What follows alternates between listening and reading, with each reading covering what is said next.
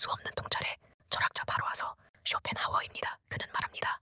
우리가 누군가에게 미친 듯이 끌리고 그 사람 없이는 못 살 것 같아 잠 못 이루는 이유는 당신이 로맨틱해서가 아닙니다. 그저 당신의 유전자가 가장 완벽한 이세를 만들기 위해 당신의 뇌에 마약을 뿌렸기 때문입니다. 오늘은 쇼펜하워가 밝혀낸 사랑의 잔혹한 진실과 그 환상이 깨진 뒤에도 우리가 비로소 행복해질 수 있는 방법에 대해 이야기해보려 합니다. 지금부터 8분 뒤 당신의 사랑과는 완전히 뒤집힐 것입니다.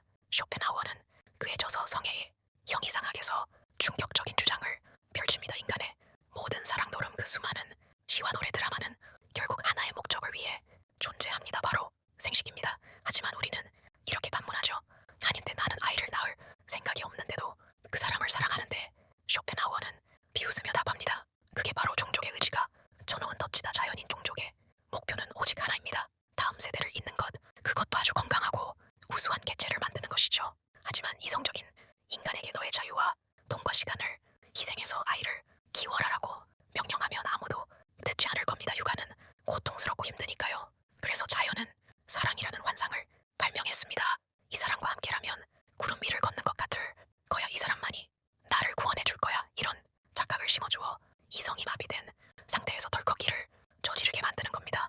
쇼펜하워는 이것을 종족의 존재가 개체인 개인을 속이는 행위라고 불렀습니다. 우리가 이상형이라고 부르는 기준도 사실은 철저한 유전적 계산입니다. 쇼펜하워는 우리가 무의식적으로 자신의 결핍을 보완해줄 상대를 찾는다고 봤습니다. 키가 작은 남자는 키 큰 여자를 선호하고 성격이 불같은 사람은 차분한 사람에게 끌립니다. 왜일까요? 나의 행복을 위해서가 아닙니다. 둘이 섞였을 때 가장 평균적이고 균형 잡힌 이세가 나오기 때문입니다. 즉 당신이 지금 느끼는 그 찌릿한 운명은 사실 당신 몸속에 유전자가 야 저 사람이랑 짝지으면 꽤 괜찮은 유전자가 나오겠는데라고 계산기를 두드린 결과값에 불과합니다. 여기서 쇼펜하워의 통찰은 더 서늘해집니다. 그는 이렇게 말합니다.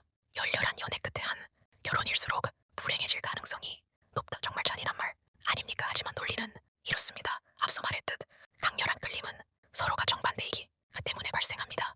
유전적으로는 최고의 조합이지만 생활인으로서는 최악의 조합인 셈이죠. 생각해보세요. 성격, 취향, 생활 패턴이 정반대인 두 사람이 한 집에 삽니다. 매일이 전쟁일 수밖에 없습니다. 쇼펜하워는 말합니다.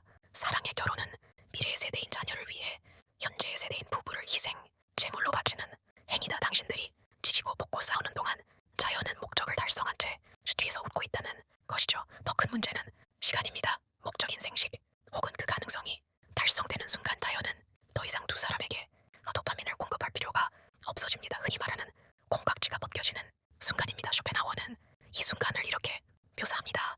환상은 사라지고 현실만이 남는다. 구매자는 자신이 속았음을 깨닫는다. 우리는 상대가 변했다고 원망합니다. 어떻게 사랑이 변하니라고 묻습니다. 하지만 상대는 변한 게 아닙니다. 마법이 풀려서 원래의 그 사람으로 돌아왔을 뿐입니다. 그리고 남은 것은 평생을 함께해야 할 지루한 일상과 나와 전혀 맞지 않는 타인뿐이죠. 이것이 쇼펜하워가 말한 사랑의 허무이자 권태입니다. 자, 여기까지 들으면 쇼펜하워는 정말 끔찍한 염세주의자 같습니다. 사랑 따위 하지 말라는 걸까요? 평생 혼자 살라는 걸까요? 아닙니다. 쇼펜하워 철학의 반전은 바로 여기서부터입니다. 그는 사랑의 환상이 깨진 바로 그 폐허 위에서 비로소 진짜 인간적인 관계가 시작된다고 보았습니다. 성적인 끌림 에로스가 사라진 자리에 무엇이 남아야 할까요? 그는 그것을 연민이라고 불렀습니다. 쇼펜하워에게 인생은 기본적으로 고통입니다.